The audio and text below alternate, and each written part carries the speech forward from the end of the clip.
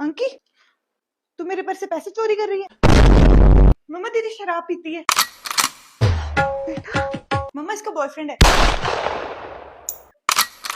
दीदी ने अपनी गोल्ड इयरिंग्स बेच दी और पैसे अपने बॉयफ्रेंड को दे आई।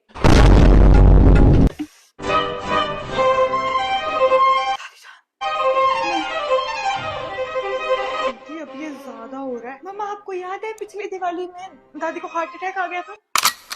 वो इसके प्रैंक की वजह से आया था। हॉस्टल, दीदी को हॉस्टल से निकाल दिया। अब वो लिव इन में रहती है। जिस वार्डन से आप बात करते हो उनके फ्रेंड्स हैं। मम्मा ये प्रेग्नेंट है।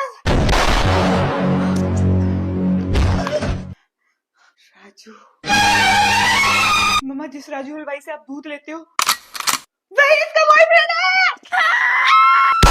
Run.